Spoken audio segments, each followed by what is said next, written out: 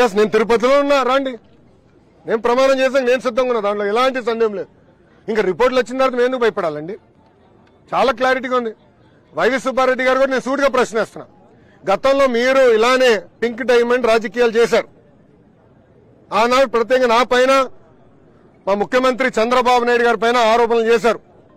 దేవుడు pink diamond ఏదో దొంగలిచ్చామని. ఏమైంది స్వామి అది? 5 సంవత్సరాలు మీరు ఏం పీకారని అడుగుతున్నా.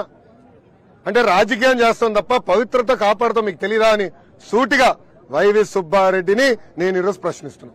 మీరు ఆధారాలు చూపిస్తుంటే భూమన కరుణాకర్ రెడ్డి మాత్రం చంద్రబాబు గారి మీద విమర్శలు చేస్తున్నారు. దాన్ని ఏ విధంగా చూడాలి? దేవుడి పైన వాళ్ళకి నమ్మకం లేదు, ప్రజల పైన వాళ్ళకి నమ్మకం లేదు, ప్రజలు ఇచ్చిన తీర్పు పైన కూడా వాళ్ళకి నమ్మకం లేదు. ఇంకేం చెప్పాలా? అంటే ఆధారాలు ఉన్నాయి, ల్యాబ్ రిపోర్ట్లు బయట పెట్టాం, ఇంకేం కావాలి వాళ్ళకి? ఇంకేం కావాలి?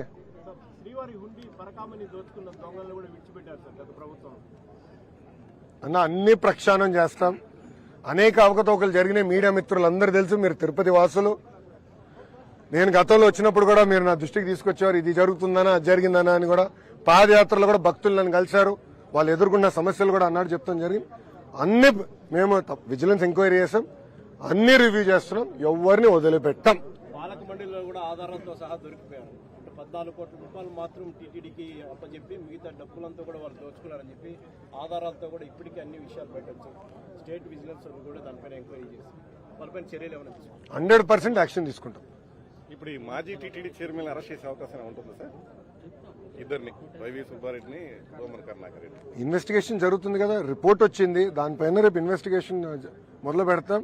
తప్పనిసరిగా యాక్షన్ తీసుకుంటాం. దీంట్లో ఎవరు ఇన్వాల్వ్ అయి ఉన్నారో వాళ్ళపైన తప్పనిసరిగా యాక్షన్ తీసుకుంటాం. నువ్వు మాట చెప్తున్నా, వాళ్ళు గుండె పైన చేయి పెట్టుకుని ఒక మాట్లాడమని చెప్పండి.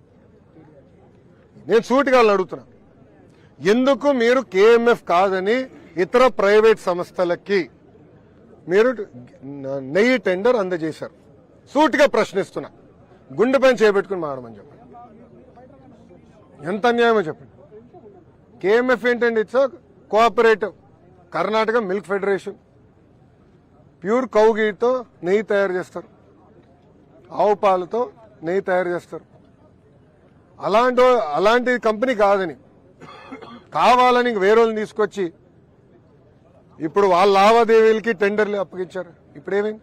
అన్ని వాస్తవాలు బయటపడుతున్నాయి, మేము వదిలిపెట్టాం ఈ విషయం. గత 5 ఏళ్లలో శ్రీవారి బంగారు ఆభరణాలు కూడా మాయమే అని చెప్పి ఆరోపణలు వస్తున్నాయి సార్. ఒక అజ్ఞాత భక్తుడు ఇచ్చిన బంగారు కిరీటానికి సంబంధించి రిసిప్ట్ కూడా ఇవ్వలేదు, 9 నెలల తర్వాత రిసిప్ట్ ఇచ్చారని చెప్పి కూడా ఆరోపణలు వచ్చాయి. దానిపైన అలాంటి అన్ని ప్రక్షాళన చేస్తామన్నా. ఇది నేను మొదటిసారి వింటున్నాను. నేను మొత్తం వివరాలు కనుక్కున్న తర్వాత దీనిపైన స్పందిస్తాను. 500 కోట్ల రూపాయలు మెయిన్ ఇందులో కమిషన్ల ద్వారా చేతులు మారాయని బీజేపీ, టీడీపీ నాయకులు మీడియా సమావేశంలో పెట్టడం జరిగింది. అంటే విచారణ జరిగిన తర్వాత డబ్బు మొత్తాన్ని కూడా తీసి హుండీలో టీటీడీ ఖజానాలో జమ చేయడం కానీ లాంటిది చేయబోతున్నారు. రెవెన్యూ రికవరీ యాక్ట్ పెడతాం అవసరం అయితే. దేవుడి జోలికి ఎవరు వెళ్ళినా వాళ్ళు వదిలిపెట్టే ప్రసక్తే లేదు. ఆనాడు చాలా స్పష్టంగా చెప్పాం. ఏ అధికారులు కానివ్వండి, రాజకీయ నాయకులు కానివ్వండి, చట్టాన్ని ఉల్లంఘించి ప్రజల్ని ఇబ్బంది పెట్టారో, మా కార్యకర్తలు ఇబ్బంది పెట్టారో వాళ్ళందరినీ వదిలిపెట్టానని చెప్పా. నా ఎర్ర బుక్లో వాళ్ళ పేరున్నాయని చెప్పా. అందుకే ఈరోజు ఎర్ర బుక్ చూస్తే వాళ్ళు భయం. నేను ఎందుకు వదిలిపెడతాను?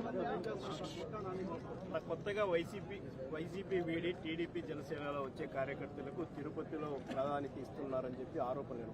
దానిపైన మీరన్నారు కదన్న, అది ఆరోపణలు. నామినేట్ పోస్టింగ్ ఇవ్వలేదు స్వామి, ఎందుకు కంగారు? అంతా ప్రక్షాళన చేస్తున్నాం. గతంలో క్లస్టర్ యూనిట్ బూత్ అన్న సిస్టమ్ మేము ఏర్పాటు చేసుకున్నాం.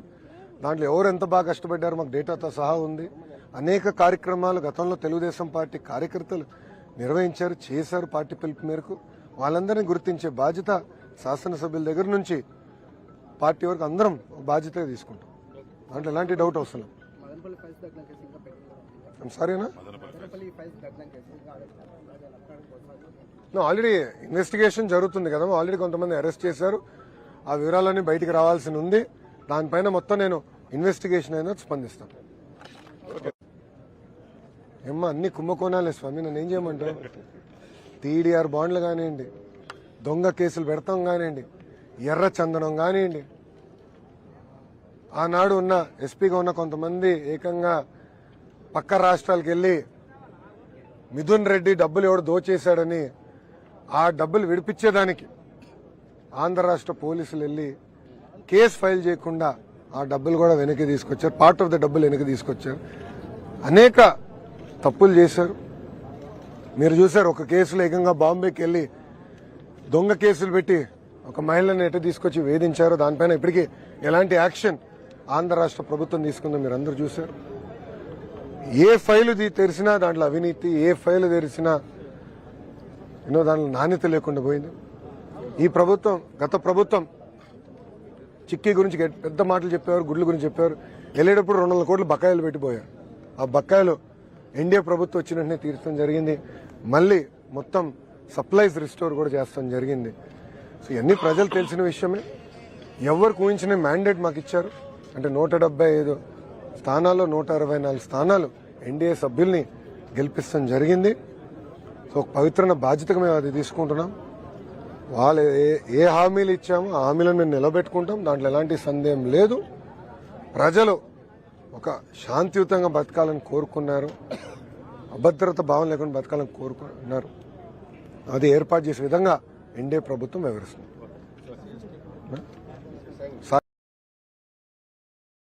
ఒక్క నిమిషం, సాక్షి ఏడి రాలేదా? ఏంటి అంత భయపడిపోయాడా నన్ను చూసి? ఏంటన్నా అది ఇప్పుడు నేను వర్కౌట్ చేస్తున్నాను. ఆల్రెడీ ఐఎన్పీఆర్ మంత్రి గారితో మాట్లాడాలి దగ్గర. ఇంకోటి చిన్న రిక్వెస్ట్ అన్న, ప్రెస్ వాళ్ళందరూ కూడా లాస్ట్ టైం అన్యాయం చేశారు, ప్లాట్లు ఇస్తారు. అంటే అడ్డగోలుగా అన్ని పెంచేస్తే సామాన్యులు ఇబ్బంది పడేదానిక. ఆ వీడియో కూడా బయటకు వచ్చింది. మీడియా మిత్రులందరి దగ్గర ఉంది ఆ వీడియో. నేను సూటిగా ప్రశ్నిస్తున్నా, అది చెప్పింది అవునా కాదా? ఎస్, నేను తిరుపతిలో ఉన్నా, రండి. నేను ప్రమాణం చేసాను, నేను సిద్ధంగా ఉన్నా. దాంట్లో ఎలాంటి సందేహం లేదు. ఇంకా రిపోర్ట్లు వచ్చిన తర్వాత మేము ఎందుకు భయపడాలండి? చాలా క్లారిటీగా ఉంది. వైవి సుబ్బారెడ్డి గారు కూడా నేను సూటిగా ప్రశ్నిస్తున్నా.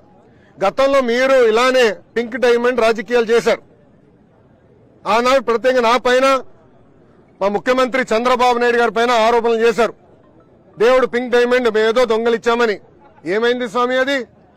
5 సంవత్సరాలు మీరు ఏం పీకారని అడుగుతున్నా. అంటే రాజకీయం చేస్తాం తప్ప పవిత్రత కాపాడుతాం మీకు తెలీదా అని సూటిగా వైవి సుబ్బారెడ్డిని నేను ఈరోజు ప్రశ్నిస్తున్నాను. మీరు ఆధారాలు చూపిస్తుంటే భూమన కరుణాకర్ రెడ్డి మాత్రం చంద్రబాబు గారి మీద విమర్శలు చేస్తున్నారు. దాన్ని ఏ విధంగా చూడాలి? దేవుడి పైన వాళ్ళకి నమ్మకం లేదు, ప్రజల పైన వాళ్ళకి నమ్మకం లేదు, ప్రజలు ఇచ్చిన తీర్పు పైన కూడా వాళ్ళకి నమ్మకం లేదు. ఇంకేం చెప్పాలా? అంటే ఆధారాలు ఉన్నాయి, ల్యాబ్ రిపోర్ట్లు బయట పెట్టాం. ఇంకేం కావాలి వాళ్ళకి? ఇంకేం కావాలి?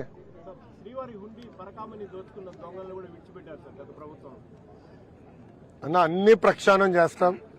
అనేక అవకతవకలు జరిగినాయి. మీడియా మిత్రులందరూ తెలుసు. మీరు తిరుపతి వాసులు. నేను గతంలో వచ్చినప్పుడు కూడా మీరు నా దృష్టికి తీసుకొచ్చేవారు. ఇది జరుగుతుందనా, అది జరిగిందనా అని కూడా. పాదయాత్రలో కూడా భక్తులు నన్ను కలిశారు. వాళ్ళు ఎదుర్కొన్న సమస్యలు కూడా అన్నాడు చెప్తాం జరిగింది. అన్ని మేము విజిలెన్స్ ఎంక్వైరీ చేసాం, అన్ని రివ్యూ చేస్తున్నాం. ఎవరిని వదిలిపెట్టాం. పాలక మండలిలో కూడా ఆధారాలతో సహా దొరికిపోయారు. 14 కోట్ల రూపాయలు మాత్రం టీటీడీకి అప్పచెప్పి మిగతా డబ్బులంతా కూడా వాళ్ళు దోచుకున్నారని చెప్పి ఆధారాలతో కూడా ఇప్పటికీ అన్ని విషయాలు పెట్టచ్చు. స్టేట్ విజిలెన్స్ కూడా దానిపైన ఎంక్వైరీ చేసి వాళ్ళపైన చర్యలు ఏమైనా తీసుకుంటారు? 100% యాక్షన్ తీసుకుంటాం.